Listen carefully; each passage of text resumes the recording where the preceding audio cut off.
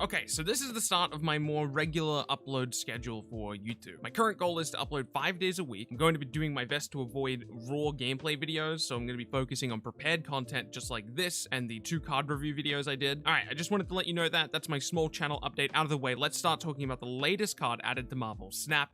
Daredevil. Daredevil is a 2 energy, 2 power card with the effect on turn 5, you get to see what your opponent plays before you make your own.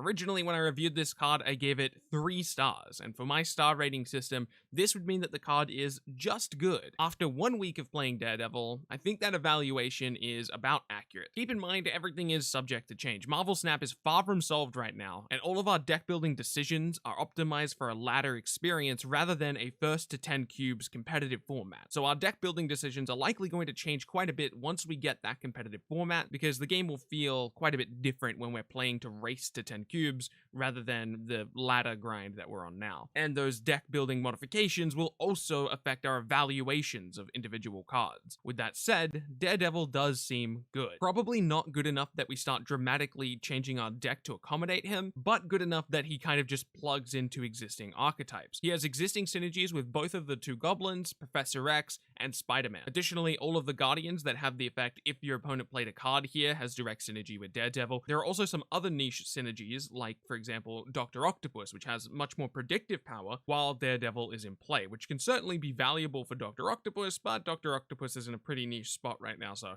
I don't think that's particularly relevant. Let's talk about some decks that feature Daredevil that have been seeing a decent amount of success. The first of which we're going to talk about is DD Destroyer, or Daredevil Destroyer. This is a modification of the Destroyer deck that was originally popularized by Kanye Best. I'm not sure who was the first one to adjust that style of deck to accommodate Daredevil, but the first person I saw talk about it was DaraJN. I actually used this exact deck list posted by DaraJN to climb from rank 95 to 100 this season. The main reason I did that is because I wanted to have a deeper understanding of the deck, because I pretty much knew nothing about the Destroyer list before I did that 95 to 100 climb, and I have to say, it seems like this is the ideal home for Daredevil. That Destroyer list already wants to run a bunch of cards that synergize with Daredevil, so just plugging in Daredevil seems like it works. So if you're a big Daredevil fan and you just want to play with as much Daredevil as possible, I would recommend building this deck list if you have the cards for it. There are definitely some cards that are interchangeable, I would say, but for now, I would say that this is the quote-unquote optimized Daredevil list, at least until we have a little bit more time to experiment with the card. It does take a bit of time to get used to piloting this deck, but once you're comfortable with it, you should be drowning in cubes. Next up is a deck that I kind of popularized, and that's Tubro, which is a 2-power Cerebro deck designed to cheese out lanes with Daredevil,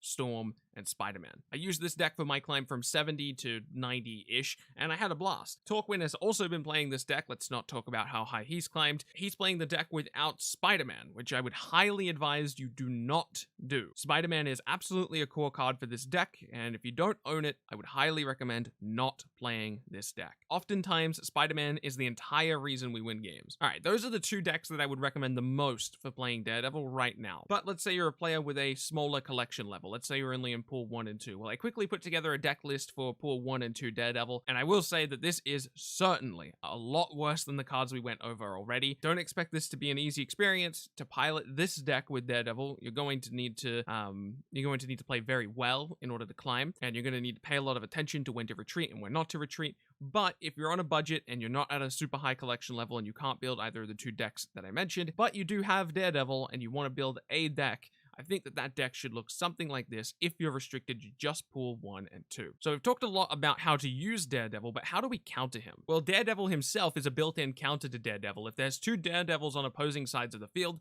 Daredevil's effect does nothing. Nothing happens. It's as though he was a vanilla 2-2. He's actually worse than a vanilla 2-2 in that case, because he doesn't even receive buffs from Patriot or Washington, D.C. There is a bug right now, so look out for this. If you have 2 Daredevils on your side of the field, the game gets a little bit confused and treats it as though there is 2 Daredevils in play on opposite sides, so you don't actually get Daredevil's effect if you have 2 of your own Daredevils. So, for example, avoid playing him on Sinister London, because you never want 2 Daredevils in play. So, we could just run Daredevil to counter enemy Daredevils, but assuming that we don't want to run our own Daredevil, or maybe we don't own him, how do we go about countering the card? Well, the main value that Daredevil provides is predictive power. Sure, he only gets to quote-unquote see your turn 5, but the vast majority of decks have very predictable turn 6s. So seeing your opponent's turn 5 before you lock in your turn 5 actually gives gives you quite a good idea of how the game is going to end, at least if you're really focused and paying attention. There's a few different ways to counter this amount of information that the opponent gains. We could run a Mr. Negative deck, because actually Mr. Negative decks don't have to show their hand a lot. I mean, if you play Mr. Negative, your opponent knows that you played Mr. Negative, so they have that piece of information, but they don't really know anything about your hand. You might have a crazy combo hand, or you might have kind of bricked. So the Mr. Negative player actually has more information than the opponent, and they don't have to play a lot of their cards on turn 5. Maybe they might play Jane Foster or something, but for the most part, they can conceal quite a bit of their power on turn 5, and then dump their hand on turn 6. So Daredevil won't get a lot of information versing Mr. Negative, but there are other decks that take advantage of kind of quote-unquote flooding the board on turn 6. So for example, Sarah decks, similar to the Sarah Swarm list that was pretty popular before the Strong Guy nerfs. We could run a deck like that, but we could also run Hela, which hides quite a bit of its power behind Invisible Woman. Currently, Daredevil can actually see what the opponent plays under Invisible Woman and Dark Dimension. It's unclear if this is a bug or not. We haven't had direct confirmation, or at least I haven't seen direct confirmation about that, but it is worth keeping in mind that your opponent can see the cards even if you play them underneath a Dark Dimension or Invisible Woman. However, in the case of Hela and Invisible Woman, we aren't really trying to conceal the cards that we're playing. The opponent knows we want to play discard cards under Invisible Woman. That's no secret.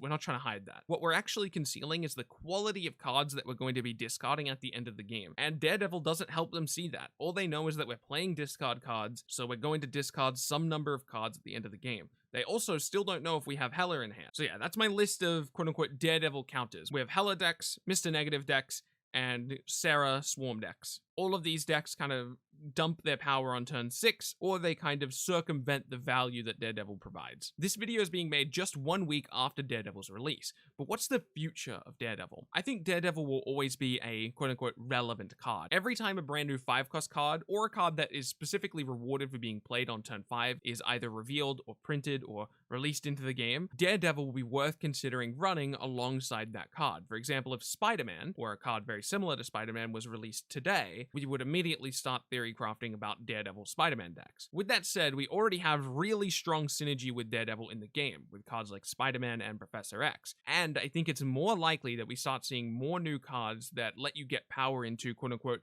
locked locations before we start seeing more cards that reward you for playing Daredevil. So in conclusion, I actually think Daredevil stocks will fall over time rather than rise. But like I said, he'll always be worth considering whenever a turn 5 relevant card is released. So should you buy the Heroes for Hire Season Pass? Well, personally, I like buying all of the Season Passes because I like having access to all of the cards because it lets me build fun decks. But for the average person who isn't speedrunning filling out their collection, is it worth buying Daredevil? And personally, I think if it's a decision you're really struggling between, like you're really not sure, you should probably just hold off for a future season pass that you're more certain about, especially if you can't build either of the decks we talked about in this video. But if you're a big Daredevil fan, why not? The card's good, and like I said, he'll always be quote-unquote relevant. So that's it. That's my Daredevil video. If you have any thoughts on Daredevil, please be sure to share them in the comment section below. This is the start of something pretty new to me. I'm going to be uploading pretty frequently. If this is the type of thing you like, I really appreciate you subscribing. Keep being awesome, and I'll see you around.